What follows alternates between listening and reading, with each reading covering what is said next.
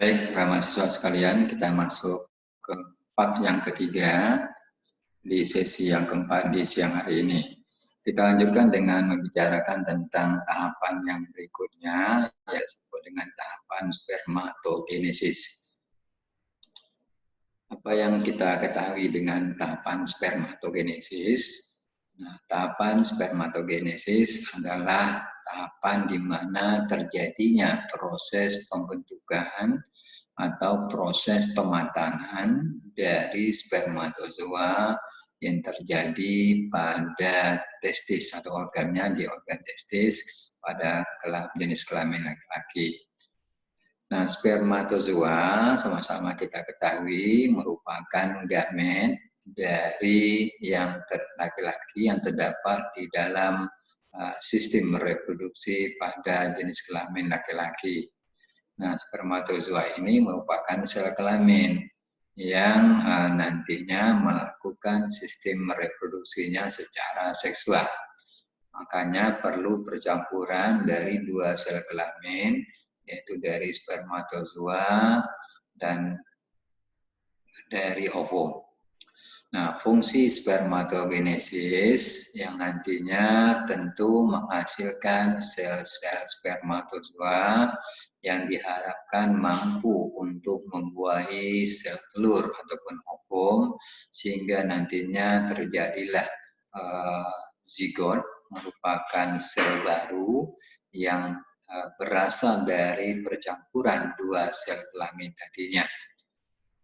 Nah, zigot yang merupakan hasil dari fertilisasi pertemuan antara spermatozoa dan ovum ini tentu nantinya akan menghasilkan individu baru atau sel tunggal dalam bentuk zigot yang di dalamnya terkandung jumlah kromosom yang tetap sama dengan jumlah kromosom dari kedua induknya.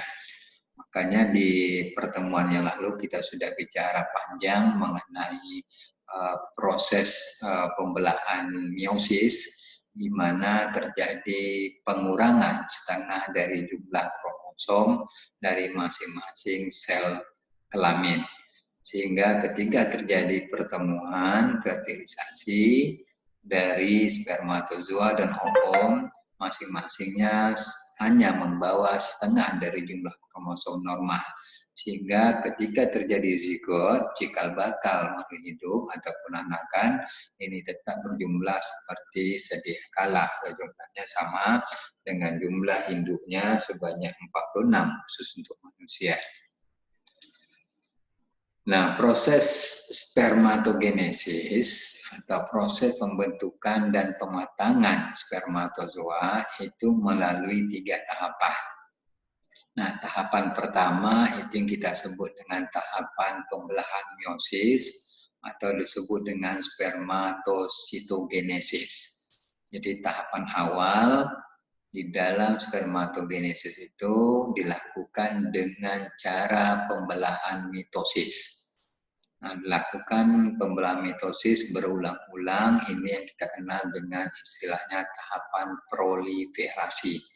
Jadi perbanyakan sel-sel dari sperma itu, sehingga dia menghasilkan jumlah yang sangat banyak. Ini yang tahapan pertama, spermatositogenesis. Setelah terjadi proliferasi, nanti kita masuk ke tahapan yang kedua, yaitu akan dilakukan proses reduksi melalui pembelahan meiosis. Makanya tadi pembelahan meiosis sama dengan pembelahan reduksi, yaitu bertujuan untuk mengurangi jumlah kromosom menjadi setengah dari jumlah kromosom normal.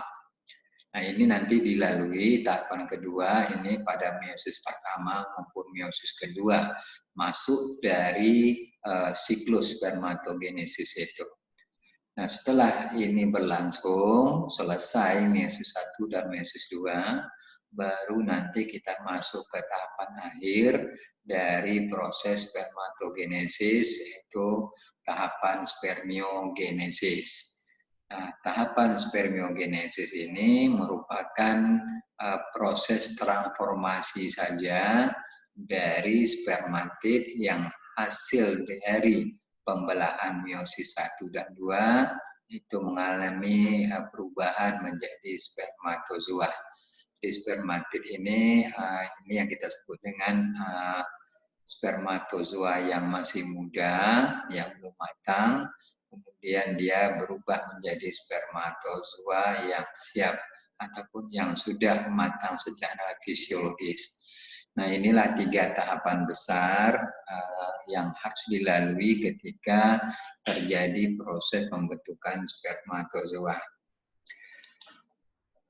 Nah, kalau Anda lihat ini skema atau bahkan pembelahan yang terjadi ketika proses spermatogenesis berlangsung. Jadi dari satu sel sperma itu nantinya masih diploid, ya. Jadi di dalamnya ada sepasang kromosom, berarti 46 kromosom masih ada di sini. Kemudian dia akan melakukan pembelahan meiosis yang pertama. Jadi proliferasi di sini, kemudian masuk ke fase spermatosit pertama. Maka terjadilah pembelahan meiosis pertama yang tujuannya untuk mereduksi, mengurangi setengah dari jumlah kromosom pada masing-masing spermatozoa itu. Nah, kemudian baru masuk ke step spermatosit sekunder. Itu yang masuk ke fase meiosis yang kedua. Maka nanti yang diploid itu berubah menjadi haploid.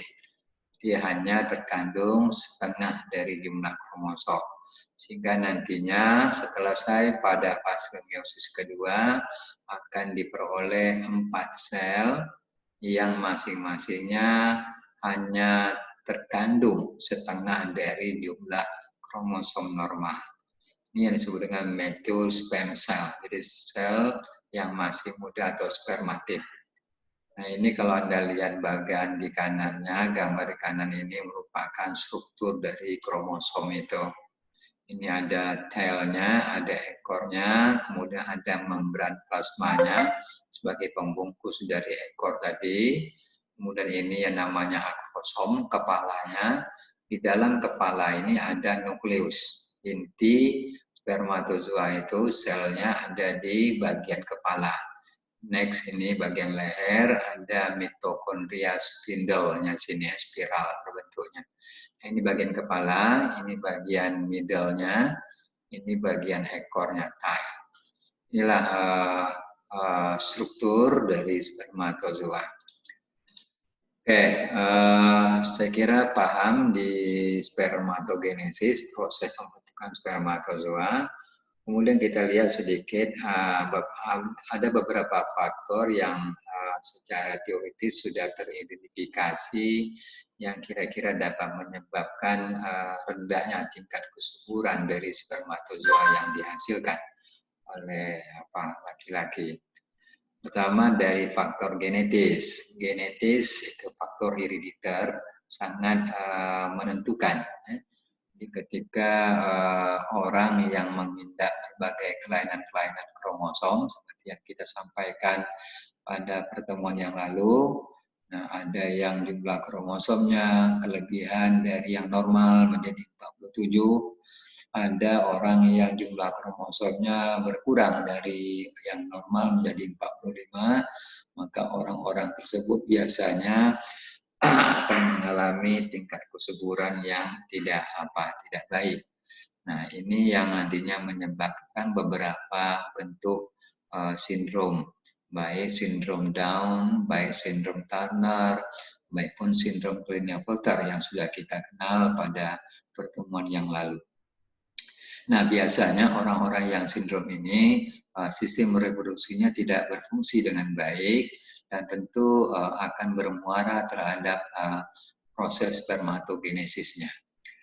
Nah, yang kedua dari sisi anatomi. Jadi anatomi struktur organ-organ yang terlibat di dalam sistem reproduksi itu juga sangat menentukan tingkat kesuburan dari spermatozoa yang dihasilkan. Yang ketiga dari faktor hormon.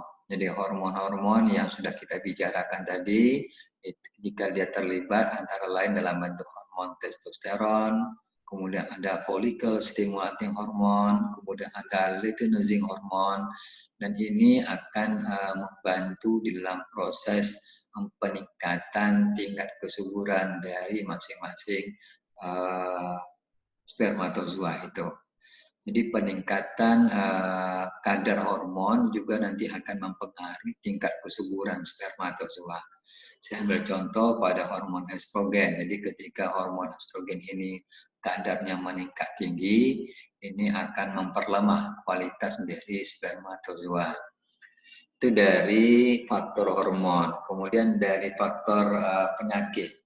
Penyakit ada beberapa penyakit yang diidentifikasi dapat menyebabkan rendahnya tingkat kesuburan atau kemandulan, terutama penyakit-penyakit yang disebabkan oleh infeksi virus dan jenis-jenis bakteri tertentu.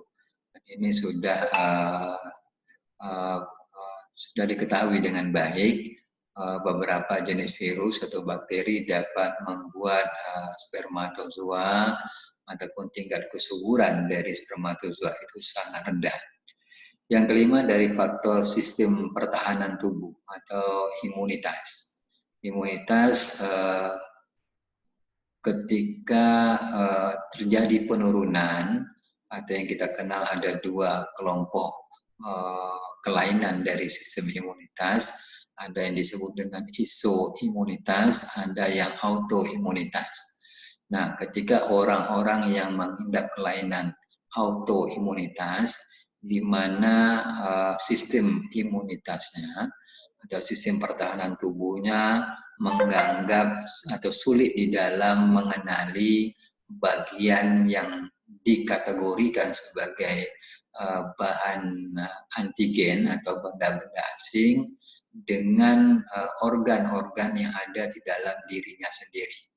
Nah, kegagalan di dalam mengenal mana yang milik dirinya sendiri di dalam sistem imunitas ini yang akan membuat terjadinya kerusakan-kerusakan dari berbagai sistem dan organ yang ada di di sistem tubuh kita. Termasuk di sana nanti ada sistem reproduksinya.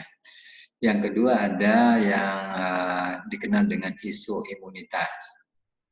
Nah, kasus isoimunitas di mana kondisi ketika tubuh orang itu akan mendapatkan kekebalan dari individu lain di dalam melawan lain yang melawan sel tubuhnya sendiri. Nah, biasanya kasus-kasus isoimunitas ini muncul dari peristiwa transfusi darah. Jadi ketika orang mentransfusi darah, ketika darah itu masuk ke dalam tubuh resipien atau penerima, maka bisa saja sistem imunitas akan melakukan perlawanan. Ini yang kita sebut dengan isoimunitas. Kemudian dari kegiatan-kegiatan pencakupan organ-organ tubuh juga akan menimbulkan efek samping dari sistem imunitas itu. Dan ini tentu akan berpengaruh terhadap tingkat kesuburan dari sistem reproduksi pada laki-laki. Oke, kemudian ada beberapa yang perlu kita ketahui untuk